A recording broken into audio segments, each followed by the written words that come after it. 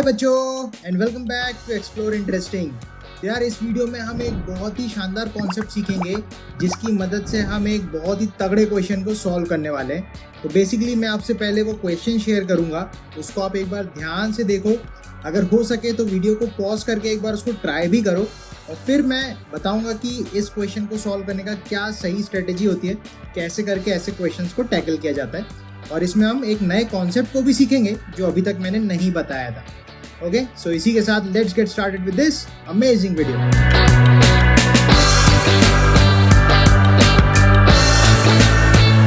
तो I hope आपने सवाल को तो देखा होगा। मैं एक बार रीड आउट करके आपको समझा देता हूँ कि सवाल बोल क्या रहा है। सवाल में बोल रहा है, a non conducting sphere having a spherical cavity centred at a distance a from centre of original sphere. मतलब एक ओरिजिनल स्फीयर था नॉन कंडक्टिंग, ठीक है, और उसके अंदर एक और कैविटी हमने बनाई है जो स्फेरिकल शेप की है और उसके अंदर एक ये स्प्रिंग कुछ लटका रखा है और स्प्रिंग के एंड में जो ये बॉब है उसका कुछ चार्ज और मास अपन को ऐसे गिवन है। आगे बोल रहा है, charge on the sphere is distributed uniformly with volume charge density rho. इस स्फीयर के अंदर जो चार्ज है उसकी डेंसिटी रो है और यूनिफॉर्मली डिस्ट्रीब्यूटेड है। आगे बोल रहा है, a particle of mass m having charge minus q and mass m is suspended vertically from light non-conducting spring initially at natural length। Starting में ये जो स्प्रिंग लगा हुआ है उसके नीचे एक बॉब लगा हुआ है जिसका चार्ज q और मास m, जैसे अपन ने बात की थी। तो इस चार्ज को जब यहाँ लटकाया गया तब इनिशियली स्प्रिंग नेचुरल कंडीशन में थी, नेचुरल लेंथ पे। आगे बोल रहा है, सिलेक्ट द करेक्ट स्टेटमेंट्स। कुछ इसके स्टेटमेंट्स हैं जो मैं आपको दिखाऊंगा, ऐसे करके कुछ स्टेटमेंट्स भी हैं, तो अपन को एक एक करके बात करनी है। तो इस क्वेश्चन को सबसे पहले सॉल्व कैसे करना है वो समझते हैं। तो सबसे पहला फंडा ये होगा कि भैया ये जो कैविटी है इस कैविटी के अंदर कैसे करके इलेक्ट्रिक फील्ड होगी और वही इलेक्ट्रिक फील्ड इस चार्ज के ऊपर फोर्स लगा रही होगी। तो हमको पहले तो उस इलेक्ट्रिक फील्ड के बारे में समझना है।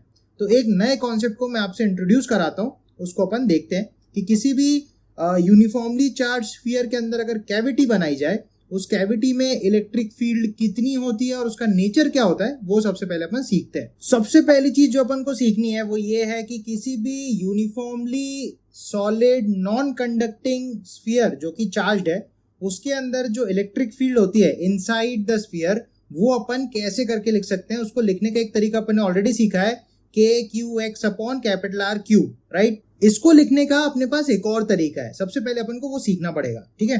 तो तरीका क्या बोलता है, बेसिकली अगर मैं इसका चार्ज डेंसिटी लिखूं, जो भी चार्ज इसके अंदर डिस्ट्रीब्यूटेड है वो चार्ज का डेंसिटी कितना है, बोले तो चार्ज अपॉन वॉल्यूम, तो उसको अपन रो बोलते हैं।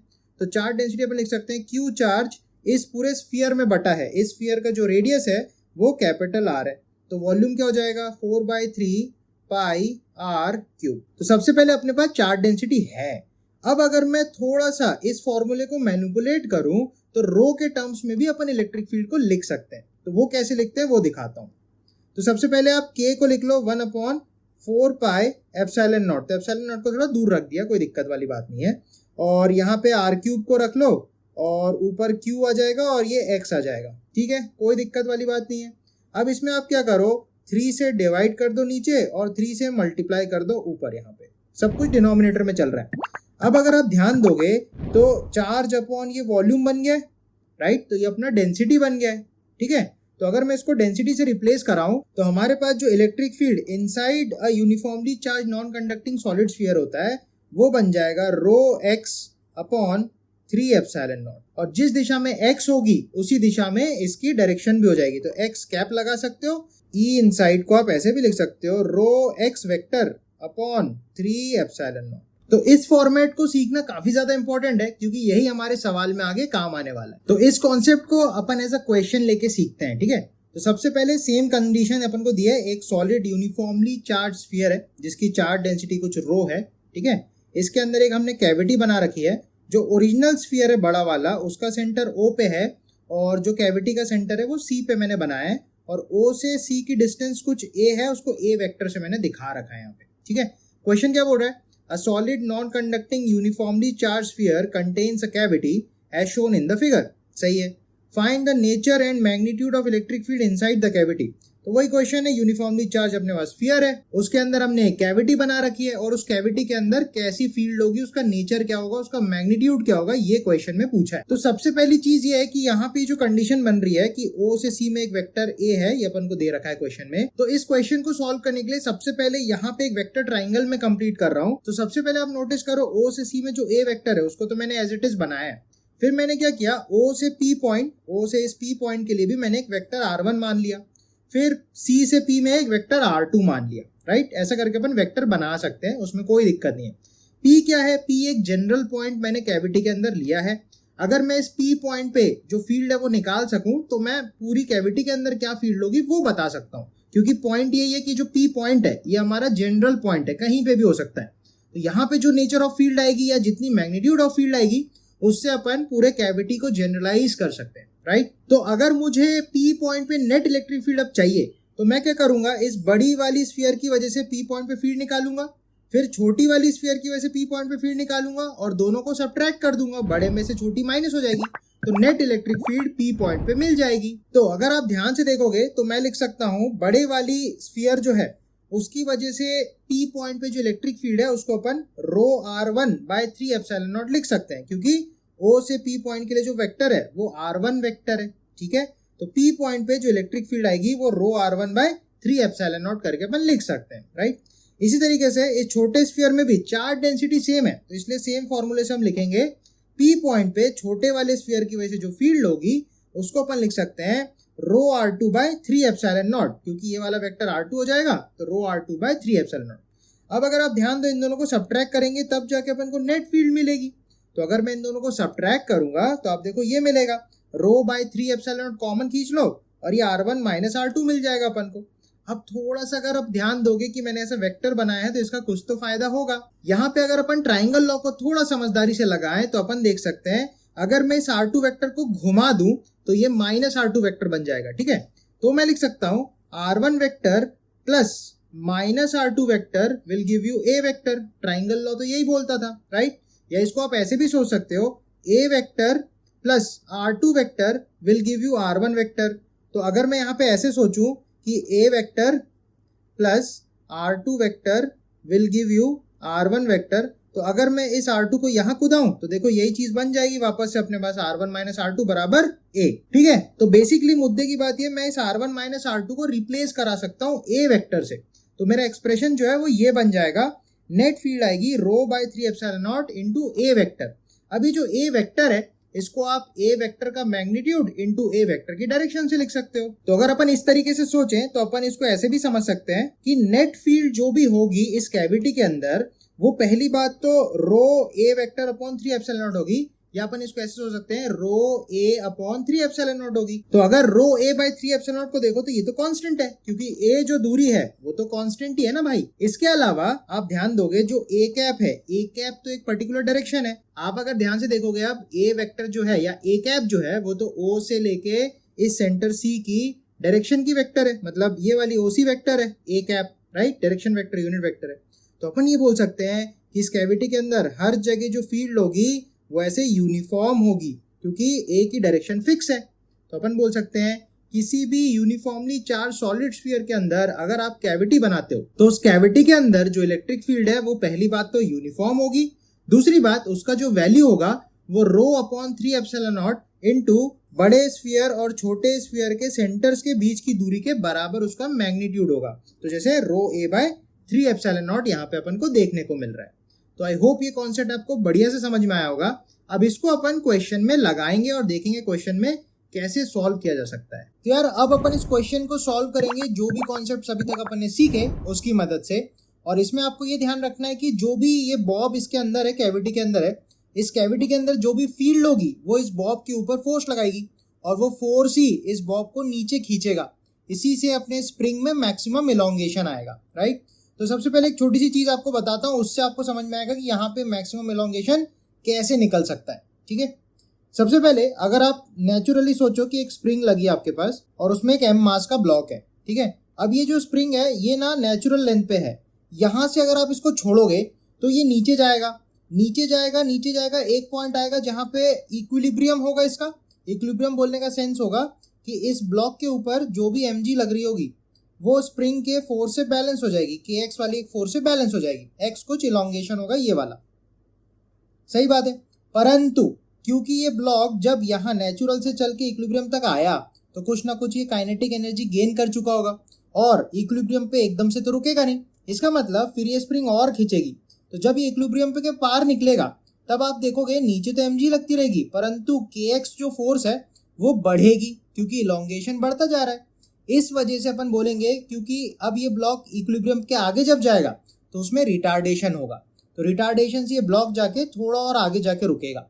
तो अल्टीमेटली पॉइंट ये है, ये इनिशियल पोजीशन होगी और नीचे जाके एक फाइनल पोजीशन आएगी जहां पे ब्लॉक रुकेगा और वहीं पे स्प्रिंग में मैक्सिमम स्ट्रेच आएगा। इसके बाद ये ब्लॉक वापस ऊपर चला जाएगा। ये आइडिया अपन को आई होप समझ में आया होगा। इसी कॉन्सेप्ट को अपन इस कैविटी के अंदर अगर लगाएं तो अपन को क्या देखने को मिलेगा कि ये जो बॉब है इस बॉब के ऊपर नीचे की डायरेक्शन में आप सोच सकते हो mg फोर्स लग रही होगी, राइट। इसके अलावा हमको ये पता है कि भैया कैविटी के अंदर फील्ड जो है वो इस डायरेक्शन में और उसकी value rho a by 3 epsilon naught है जो अभी अपन ने डिराइव की थी। अगर आप ध्यान दोगे इलेक्ट्रिक फील्ड इधर है तो नेगेटिव चार्ज के ऊपर फील्ड अपोजिट डायरेक्शन में फोर्स लगाती है तो इस पे फोर्स नीचे लगेगी। तो अगर मैं बोलूं कि इसके ऊपर जो फोर्स लगेगी नीचे वो लगेगी Q इंटू ई, जहाँ पे E की वैल्यू है rho a by 3 epsilon naught, तो ये जो फोर्स होगी ये बन जाएगी Q rho a by 3 epsilon naught. I hope आपको ये समझ में आएगा। और ऊपर की डायरेक्शन में kx लगेगी जैसे जैसे स्प्रिंग खींचेगी। अब इसको करने का सबसे बेस्ट तरीका यार होता है वर्क एनर्जी थ्योरम से, या आप एनर्जी कंजर्वेशन भी यूज कर सकते हो क्योंकि यहाँ पे कोई भी फ्रिक्शन या डिसिपेटिव फोर्स नहीं है। और एनर्जी से करने को मैं इसलिए बोल रहा हूँ बिकॉज जब स्प्रिंग खींचेगी तो स्प्रिंग फोर्स वेरिएबल होगी और वेरिएबल फोर्सेस जब भी सामने आते हैं या वेरिएबल कोई भी चीज आती है तो यार इंटीग्रेशन डिफरेंशिएशन लेना पड़ता है, तो उससे बचने का बेस्ट तरीका अपना एनर्जी का कॉन्सेप्ट है। तो इसलिए मैं इसको एनर्जी से सॉल्व करूंगा, ठीक है। तो यहाँ पे मैंने क्या किया, नेचुरल पोजीशन पे इसको इनिशियली जैसा है वैसा बना लिया, फिर इसकी इक्विलिब्रियम आएगी बीच में और मैक्सिमम इलोंगेशन पे जाके वो रुकेगा। इंटरेस्टिंग बात यहाँ पे नोट करने वाली ये रहेगी कि इनिशियली भी वेलोसिटी जीरो थी ये वाले इनिशियल पॉइंट पे और नीचे फाइनली भी वेलोसिटी जीरो है। तो अगर मैं वर्क एनर्जी थ्योरम लगाऊंगा तो चेंज इन काइनेटिक एनर्जी वाली टर्म तो जीरो हो जाएगी, तो उसी से अपन इसको सॉल्व करते हैं। अब वर्क एनर्जी थ्योरम लगाने के लिए कौन कौन सी फोर्सेस पे वर्क करेगी वो देख लेते हैं। नीचे mg लग सकती है, ऊपर स्प्रिंग फोर्स kx लग सकती है और नीचे जो इलेक्ट्रिक फोर्स है वो इस नेगेटिव चार्ज पे फोर्स लगाएगी, वो भी कुछ ना कुछ वर्क करेगी, राइट। एक चीज आप नोटिस करो कि यहाँ पे जो इलोंगेशन की बात कर रहा है उसमें कहीं पे भी g नहीं आ रहा है। इसका मतलब पक्की पक्की बात है उसने ग्रेविटी को नेग्लेक्ट किया है because gravitational force electric force के सामने 10 की पावर 40 टाइम्स वीक होती है, इसलिए आई थिंक उसने ग्रेविटी को नेग्लेक्ट कर रखा है। तो यहाँ से एक अपन को हिंट मिलता है कि कैसे करना है। तो मैं यहाँ बोलूंगा work done by spring plus work done by electric force is equal to change in kinetic energy होना चाहिए क्योंकि ग्रेविटी का वर्क डन अपन कंसीडर नहीं कर रहे। तो वर्क डन बाय स्प्रिंग हो जाएगा माइनस हाफ के एक्स फाइनल स्क्वायर, फाइनली कुछ एक्स खींच चुकी है जो मैक्सिमम एलोंगेशन है और इनिशियली नेचुरल लेंथ पे थी तो वहां पे एलोंगेशन जीरो था, प्लस इलेक्ट्रिक फोर्स नीचे लग रही है और वो जा भी नीचे रहा है तो उसका वर्क डन पॉजिटिव होगा। तो इलेक्ट्रिक फोर्स लगेगी Q rho a by 3 epsilon naught और डिस्प्लेसमेंट हुआ x और ये दोनों मिलके इक्वल टू जीरो हो जाएंगे क्योंकि change in kinetic energy zero है। तो यहाँ से आप देखो क्या मिलेगा अपन को, माइनस हाफ के x square plus Q rho a x upon 3 epsilon naught बराबर जीरो। अब आप यहाँ पे नोटिस करो एक x और एक x कॉमन लेके अपन काट सकते हैं, राइट। और मुझे यहाँ पे इलोंगेशन निकालनी है, मतलब x की वैल्यू चाहिए, तो मैं इस टर्म को उस तरफ ले जाऊंगा तो ये पॉजिटिव हो जाएगी पहली चीज। नेक्स्ट 2 को ऊपर फेंक दूंगा और k को नीचे फेंक दूंगा, तो यहाँ से आप नोटिस करोगे अपने पास x की जो वैल्यू निकल के आएगी वो आएगी 2 रो a Q upon 3 epsilon not k। तो यहाँ से हमारे पास मैक्सिमम इलोंगेशन जो आ रही है वो ये आ रही है और ऑप्शंस में आप देखोगे तो ए ऑप्शन अपना सही हो जाएगा, राइट। नेक्स्ट इसमें बोलता है टाइम पीरियड ऑफ ऑसिलेशन।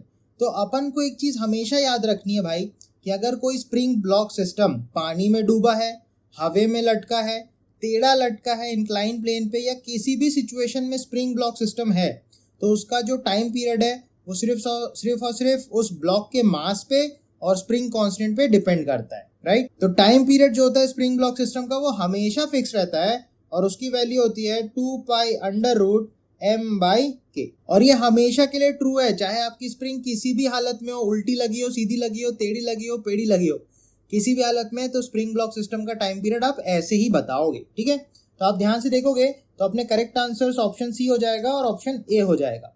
इस तरीके से अपन ऐसे खतरनाक क्वेश्चंस को भी टैकल कर सकते हैं बड़ी ही आसानी से। तो आई होप इस वीडियो से आपको कुछ बहुत ही इंटरेस्टिंग सीखने मिला होगा, और मेरे और भी वीडियोस को आप देखोगे तो और धांसू चीज़ें आपको, धांसू इंटरेस्टिंग बातें आपको समझ में आएंगी इस सब्जेक्ट के बारे में। सो इसी के साथ मैं वीडियो को फिनिश करता हूँ, कंक्लूड करता हूँ। और चैनल को सब्सक्राइब नहीं किया तो डेफिनेटली से सब्सक्राइब करना, इससे हमें और मोटिवेशन मिलेगा। ठीक है, सो बढ़िया से पढ़ाई करते रहो, फिर मिलेंगे अपने नेक्स्ट सुपर ऑसम वीडियो में। Till then take care and bye bye.